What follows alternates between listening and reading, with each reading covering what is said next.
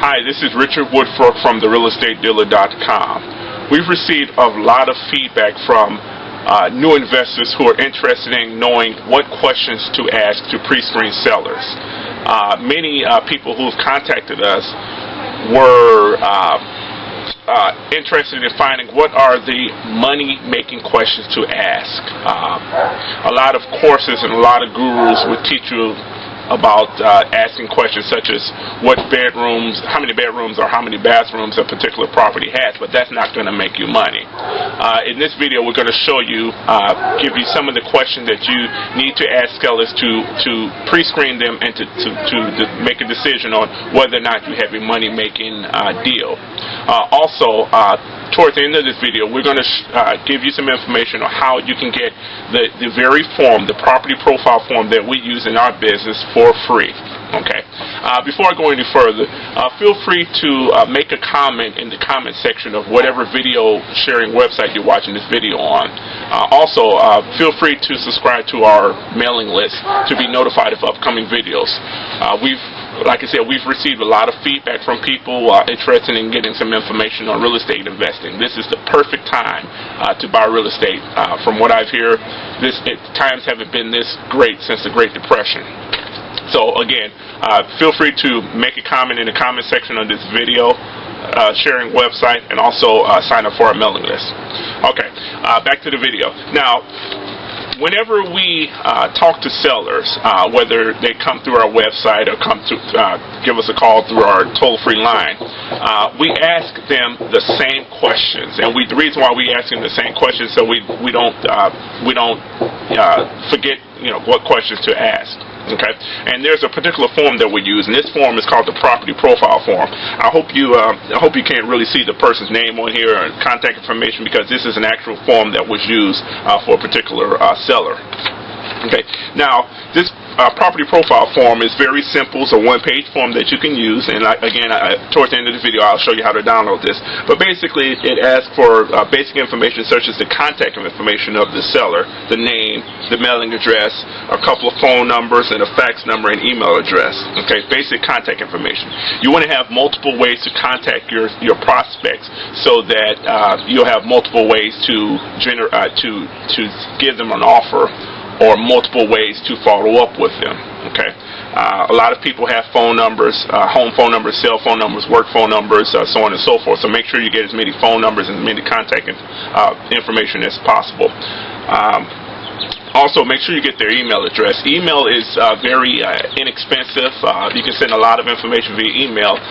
We will be doing a video on how to follow up with sellers automatically using autoresponders in the future. So again, subscribe to our mailing list so that you'll be updated and notified of the new video.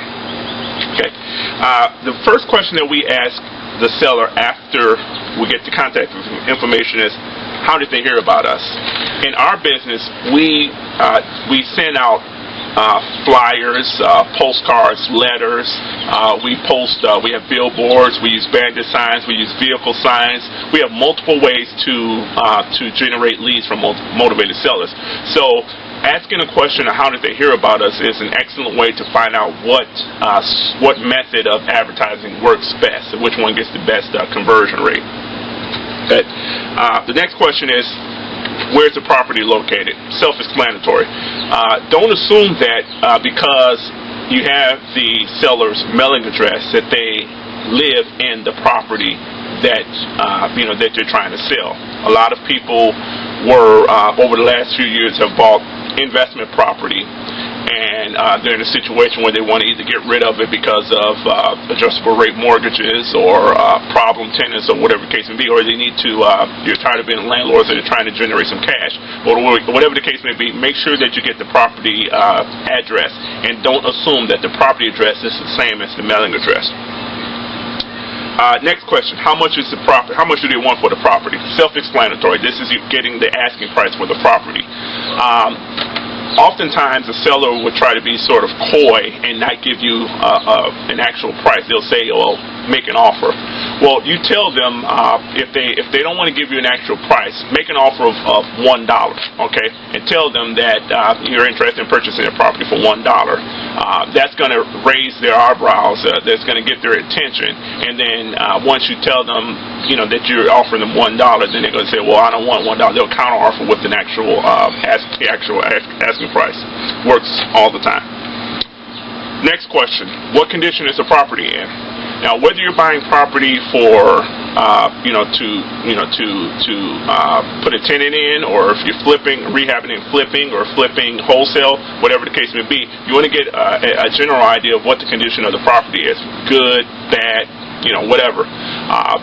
We always ask what condition is the property in, and we want to make sure that we find out what the state of the major functions of the house, such as the plumbing, the heating, and the air conditioning, the structure, that sort of thing. We want to get an idea how much it's going to, how much work needs to be done. Another question that we ask is, how long have you owned the property? Okay. This will give you a rough idea of approximately how much equity the person has in the property. If they haven't owned the property long, then it's safe to assume that they don't have a lot of equity in the property, except maybe if it's an inheritance. Okay. Many people who purchase property over the last few years are in a situation now where they need to get rid of their property. Again, if they haven't owned the property long, then they probably don't have a lot of equity. Conversely, if they have owned the property for a long time, then it's safe to assume that they have a little bit more equity than a person who hasn't owned it for a long time. So this will give you a rough idea of if they have a lot of equity or not. Another question that we ask is, how much did you pay for the property? Okay. If you know the markets that you're receiving leads from, if you know the fair market value of the houses in the area, and if you know how much a person paid for the property, then you know approximately how much equity you have in their property. Again, equity is basically taking the fair market value, subtracting how much is owed, and that'll give you a rough idea of what the equity is. Okay. Another question that we ask is actually twofold. Do you have a mortgage on the property? And if so, how much, or what's the balance of the mortgage? That's an excellent question if you're going to interested in doing a short sale if the person's behind on their payments, or if you want to do a subject to type of deal. You have to know what the balance on the mortgage is. And I guess a follow-up question to that would be, if they have a mortgage on the property, what's their monthly payment? So that if you're working in an area where you know the fair market values and you know what the rent rates are, then you can basically decide whether or not the rent that you can generate from that property is adequate enough to cover the mortgage.